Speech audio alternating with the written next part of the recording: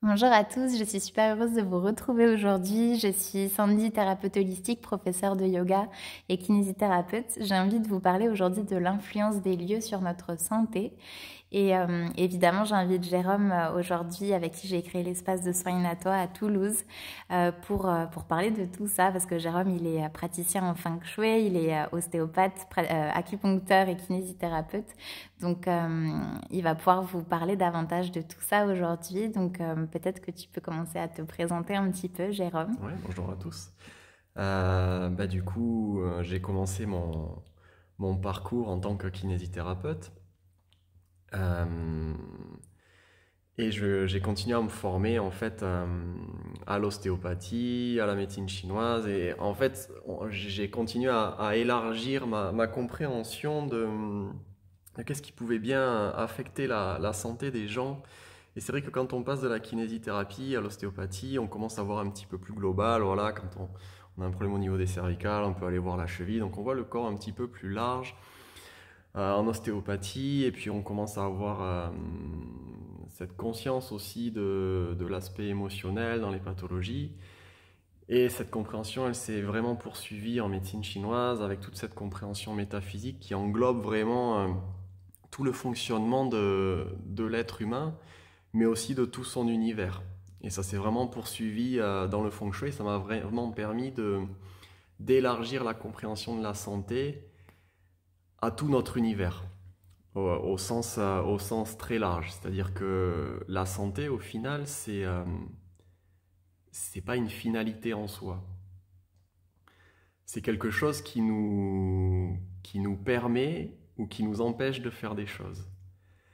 Et, euh, et dans le feng shui, à travers l'analyse des lieux que nous choisissons pour vivre et pour évoluer, on a accès à un certain nombre d'informations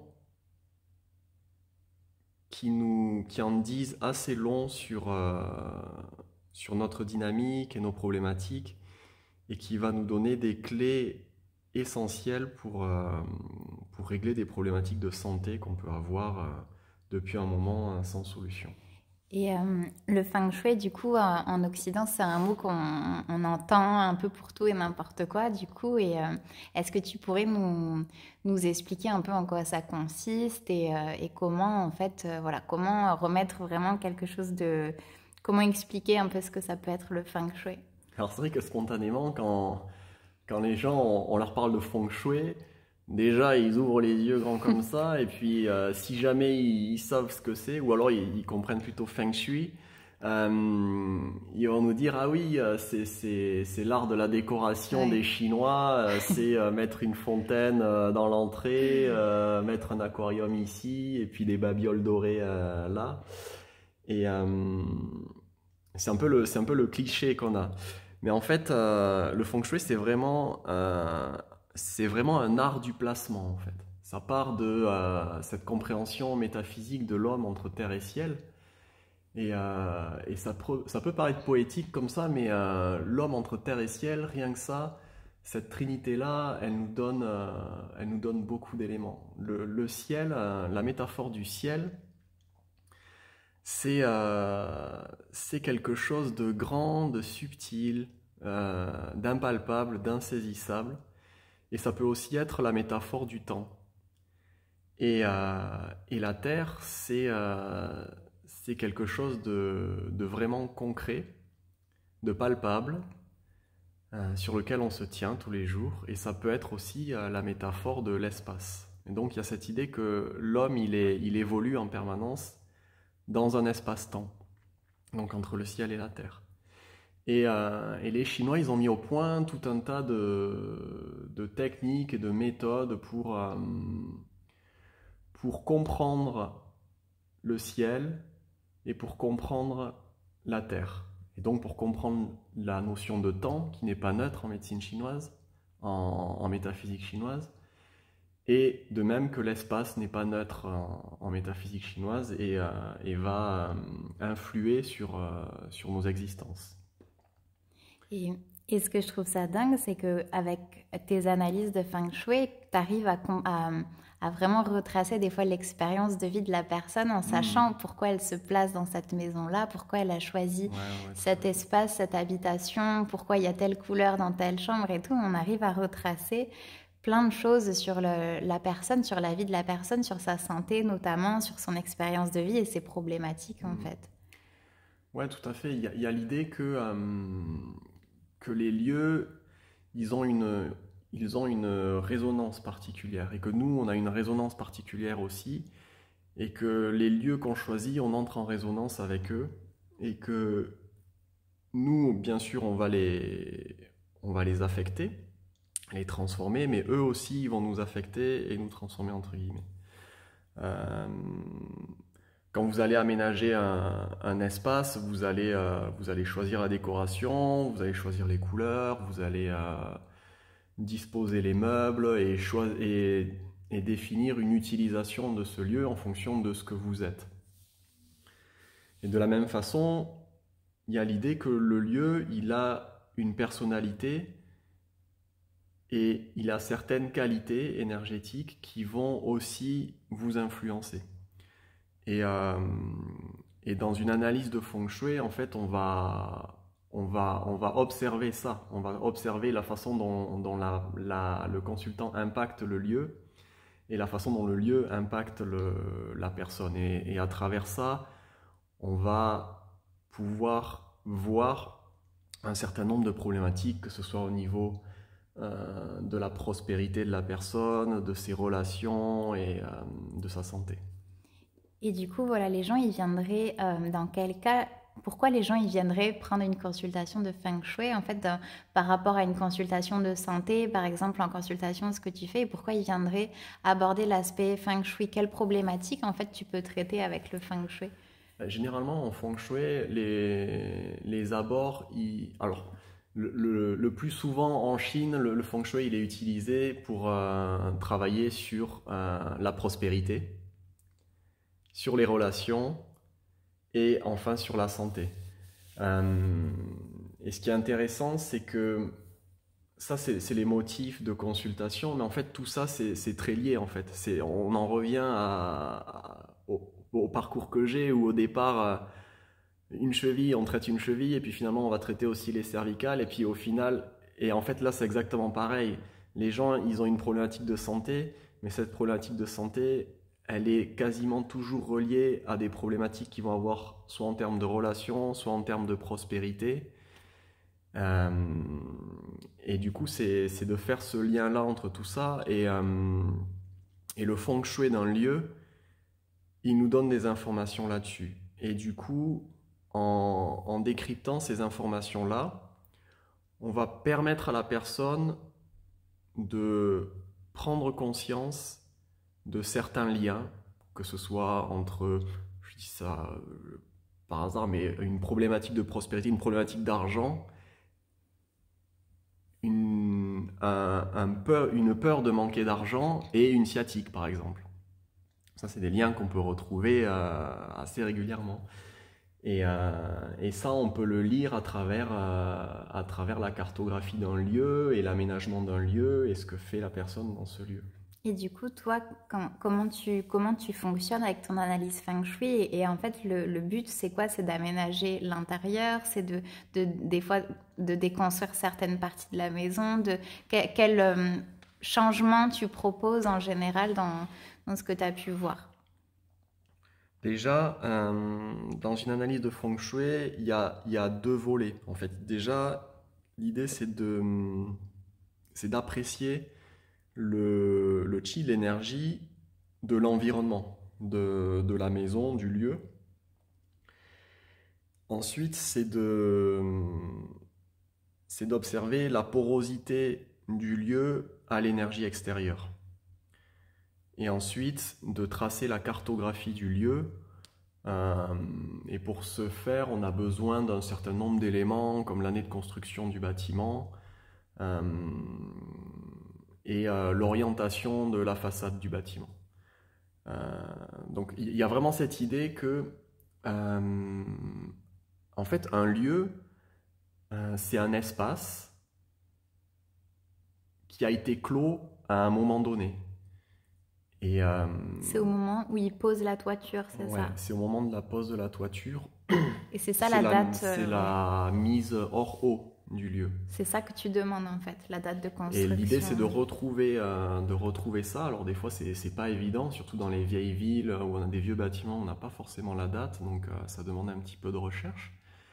Mais il y a l'idée que le lieu, quelque part, il encapsule une sorte d'énergie temporelle du moment de sa construction. Et que ça lui donne une couleur énergétique qui va ensuite avoir une influence sur ses habitants. Et du coup, toi, comment tu travailles à partir de cette date-là? Tu as tout un tas de calculs, à mon avis, du coup, que tu mets en place et comment ça fonctionne, plus Voilà, ou c'est moins ça, il y a des calculs, très il y a une sorte de simplement. cartographie par secteur de la maison, où on va découper des secteurs dans la maison et on va observer des influences ou des potentiels énergétiques qui vont être activés plus ou moins en fonction de l'aménagement. Et, euh, et donc, il y a l'idée que ce lieu, il faut le cultiver et il y a des secteurs qui sont plus ou moins favorables. Donc, on va essayer d'exploiter davantage les secteurs favorables en y mettant certaines activités clés, comme si la problématique c'est la santé. Généralement, on s'intéresse beaucoup à la chambre, puisque on y passe facilement minimum 8 heures par jour, en fait, sur les 24 heures. Donc, comment la personne se place dans ce lieu, et globalement, ce lieu, qu'est-ce qu'il dit de la personne? Et comment ça marche quand il y a plusieurs personnes qui vivent sous un même lieu? Parce que je pense qu'il y a des lieux qui sont... En fait, il n'y a pas de bons et de mauvais lieux. Il y a Mm. des lieux qui sont adaptés à une personne et qui ne le sont pas forcément pour une autre. C'est plus ça, en fait.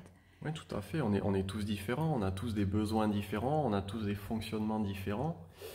Et par notre structure, on est des personnes soit âgées, soit jeunes, soit des enfants. Et du coup, on ne raisonne pas de la même façon avec les lieux. Et notre action, notre activité dans le lieu n'est pas la même en fonction des gens. Et du coup, ça va faire qu'on va interagir différemment. Et l'enjeu d'une consultation, bah, c'est aussi de prendre un certain nombre d'informations sur les occupants de ce lieu et de voir comment ils interagissent avec ces potentiels énergétiques du lieu et comment faire en sorte que chacun trouve sa place de la façon la plus harmonieuse possible Mm. pour que chacun soit le plus efficace possible. Et voilà. Oui, parce que des fois les gens me disent mais oui et si mon conjoint c'est pas la Mm. même orientation que moi, est-ce qu'il Ouais, faut parce que ce truc de conserver? l'orientation du C'est lit et ça. tout. Mais en fait, il y a aucun lieu qui est parfait.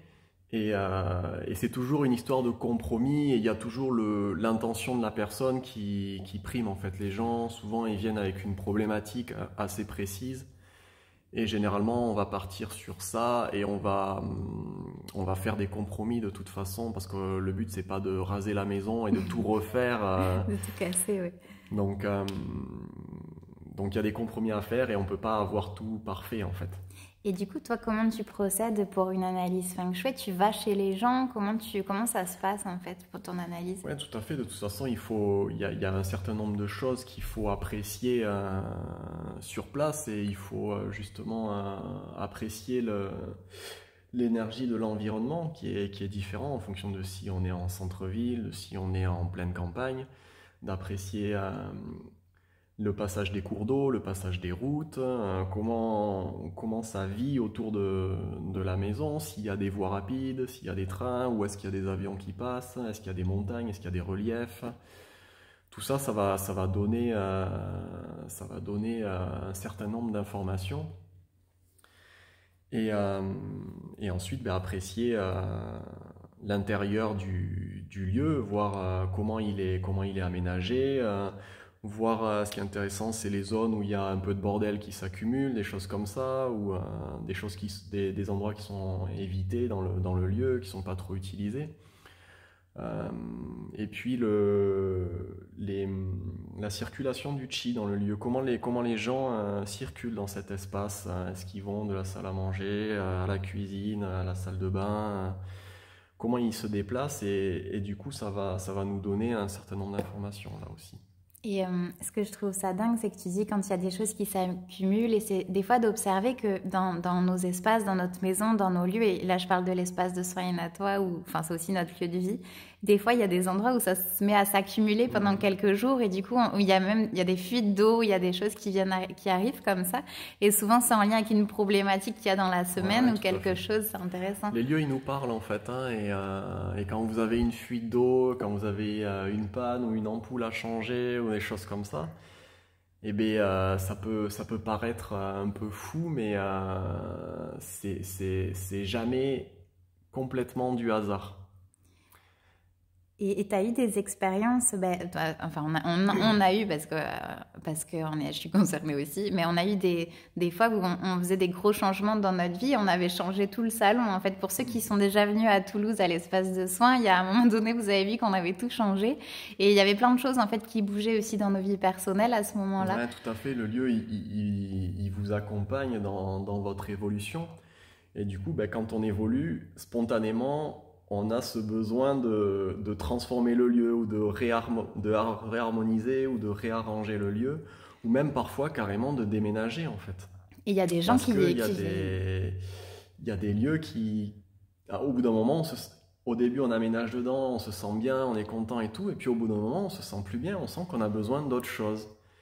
Et c'est juste que le on lieu, il évolue. résonne plus avec nous et qu'on a besoin de trouver quelque chose qui va pouvoir nous accompagner pour la suite, quoi. Et il y a des gens, des fois, qui bougent jamais de lieu, qui accumulent, tu sais, qui accumulent, qui font jamais aucun changement. Est-ce que c'est possible de jamais faire aucun changement ou alors on est en perpétuelle évolution, en fait? Est-ce qu'on peut ne plus changer de maison, ne plus rien On est bouger? en perpétuelle évolution. Après, tous les rythmes sont possibles. Il y a des gens pour qui il y a certains changements qui vont leur prendre des dizaines d'années, alors que d'autres, en quelques mois, ça se fait.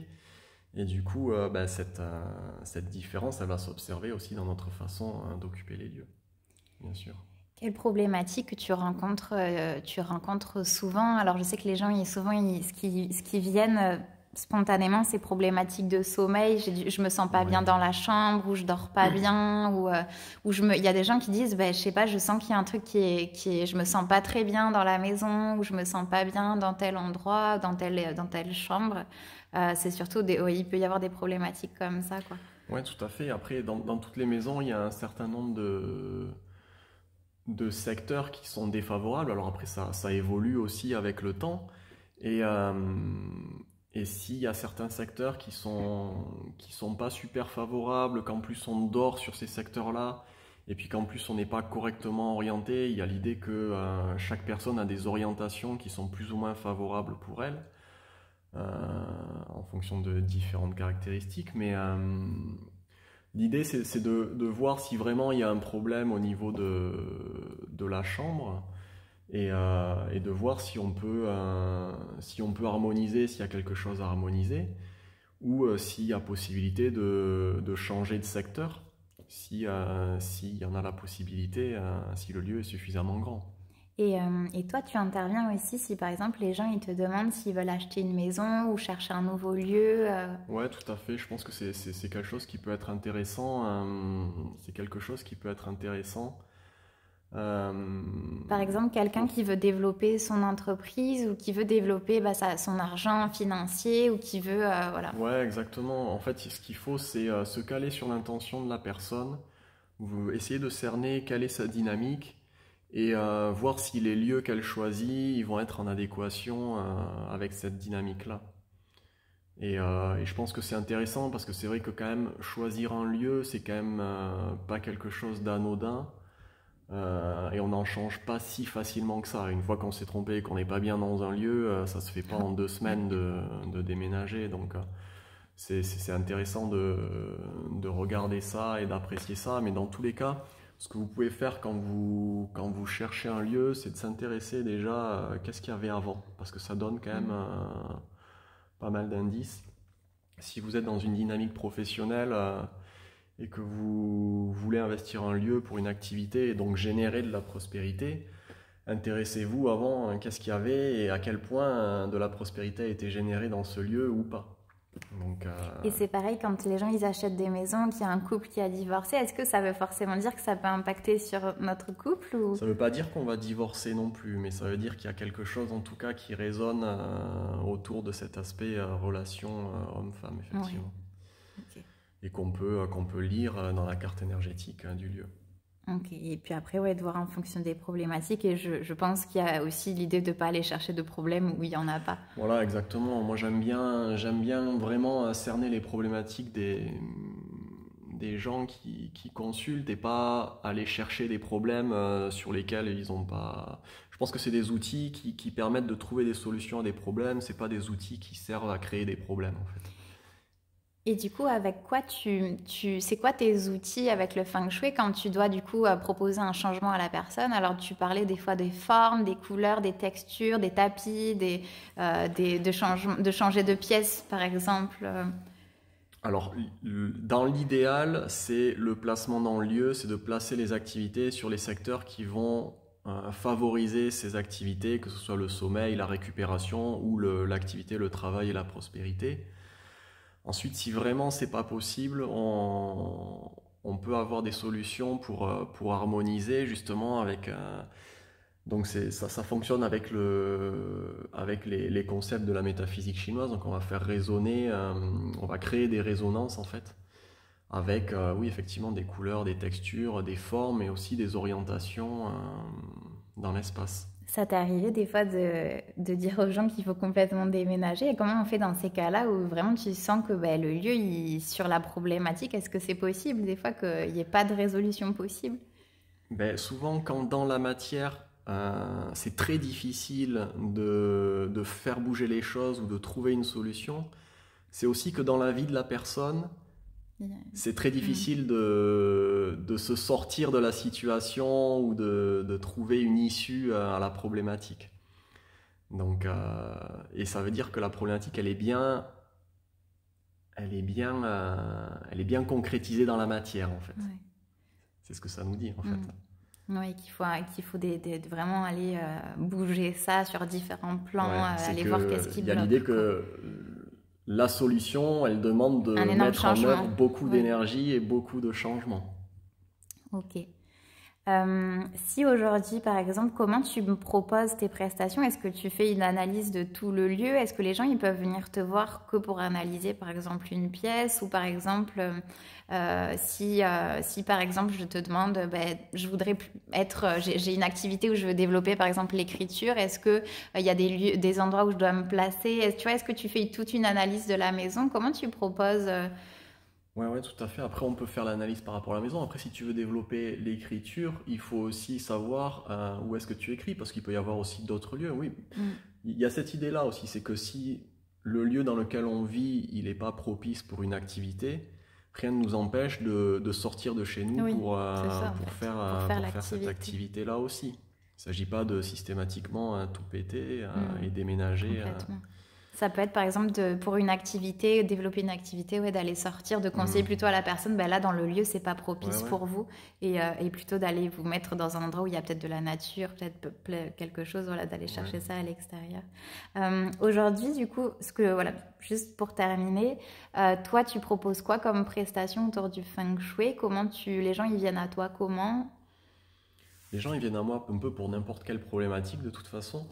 Et l'idée, c'est de cerner une problématique chez les gens. Et après, il faut faire un devis de toute Tu façon fais sur en devis. fonction de la problématique, en fonction de la taille du lieu, en fonction du nombre d'occupants, parce que c'est pas la même chose si on fait une entreprise où il y Mm. a 20 salariés, pour harmoniser tout ça. Et en fonction du temps que ça va me prendre de toute façon. Donc, mais dans tous les cas, il y a une appréciation de l'environnement, une appréciation de la carte énergétique du lieu, et tout ça, ça demande un petit peu de travail, et puis un petit peu de recherche aussi souvent des consultants, Oui, parce que oui. ça demande de retrouver des informations, et des fois les lieux, ils nous aident pas trop, ils nous laissent pas trouver la date, et puis la façade, elle est pas si simple que ça à déterminer, donc c'est toujours une aventure. Mais en fait, il y a cette idée que les lieux, c'est presque, on pourrait voir ça comme quelque chose de vivant, en fait. Ouais, tout à fait. On parle d'âme Ouais, du lieu et de pas oublier que de remettre de la conscience dans ça, où c'est pas juste quelque chose de mort et matériel, en fait, quoi, de ouais, ouais, remettre de la tout à fait. conscience. Et il y a l'idée que, ben, comme nous, les lieux, ça se cultive en fait. Il Ouais, y a une idée de cultivation. Et puis voilà, quand il y a une plante qui a un problème, on ouais. lui tape pas dessus. On essaie de gérer l'environnement, là où elle pousse, là où elle évolue, et puis mettre un petit peu d'eau, un petit peu de soleil. Et là, Mm. c'est exactement pareil en fait. Le lieu, c'est vraiment un espace à cultiver avec soin, puisque c'est là qu'on passe la plus grosse partie de notre temps. Donc, c'est important. Ok, je crois qu'on a pas mal, on a fait un bon tour. Est-ce que tu as quelque chose à rajouter? Et ouais, je pense on a fait on a fait un sacré point. Sinon, on repart pour un quart d'heure. C'est ça. Si je vais mettre les coordonnées de Jérôme sous le podcast, si vous souhaitez en tout cas approfondir, travailler vos lieux avec lui, comprendre davantage où vous vous placez actuellement, je mets tout ça sous le lien. Vous savez que vous pouvez nous retrouver à l'espace de soins Enato à Toulouse, le lieu qu'on travaille aussi pour vous accueillir tout le temps. Donc, voilà, et n'hésitez pas à laisser des commentaires dessous si vous avez Si vous avez des questions. si vous avez des questions, si vous avez envie de parler de comment vous vous sentez dans vos lieux de vie, vos lieux professionnels aussi, et s'il y a des choses déjà que vous percevez, parce que voilà, souvent les gens ils savent pas trop, ils se disent ah ouais là je me sens mieux dans cette pièce et tout. Vous avez déjà des ressentis, faites confiance aussi à ça. Et on se fera un plaisir de vous répondre et on vous dit à très bientôt. Et, et voilà, donc je vous laisse tout ça en commentaire et à très vite.